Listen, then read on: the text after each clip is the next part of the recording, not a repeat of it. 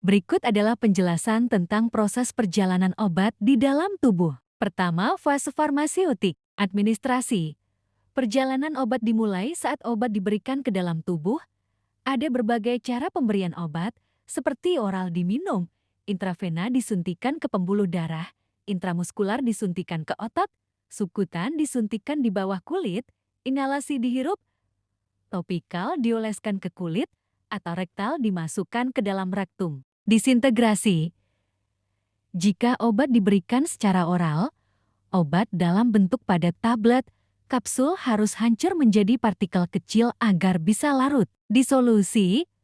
Obat harus larut dalam cairan tubuh agar bisa diserap. Kedua, fase farmakokinetik. Absorpsi.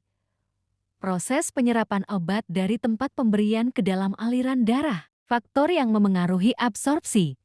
Sifat obat larut air atau lemak, bentuk sediaan tablet, kapsul, cairan, tempat pemberian, dan kondisi tubuh. Distribusi, proses penyebaran obat dari aliran darah ke berbagai jaringan dan organ tubuh. Faktor yang memengaruhi distribusi, aliran darah ke organ, sifat obat larut air atau lemak, dan ikatan protein. Metabolisme biotransformasi, proses perubahan kimia obat di dalam tubuh, terutama di hati.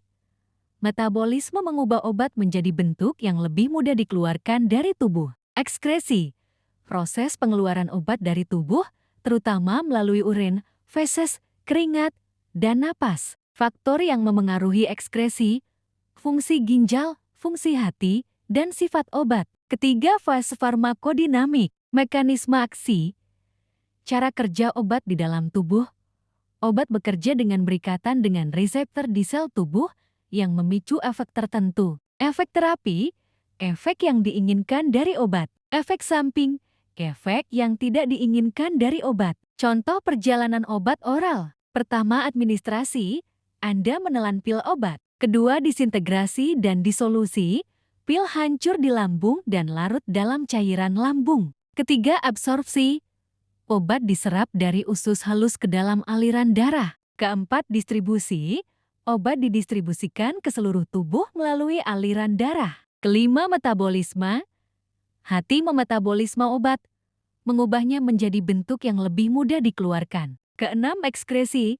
Ginjal menyaring obat yang telah dimetabolisme dan mengeluarkannya melalui urin. Faktor yang mempengaruhi perjalanan obat. Sifat obat, larut air atau lemak, ukuran molekul, dan sifat kimia. Bentuk sediaan, tablet, kapsul, cairan, salep, dan lain-lain. Tempat pemberian, oral, intravena, intramuskular, subkutan, dan lain-lain. Kondisi tubuh, usia, jenis kelamin, berat badan, fungsi organ, penyakit, dan penggunaan obat lain. Penting untuk diingat, perjalanan obat kompleks.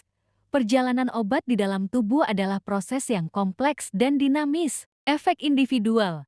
Perjalanan obat dapat berbeda-beda pada setiap orang. Semoga penjelasan ini membantu Anda memahami proses perjalanan obat di dalam tubuh manusia.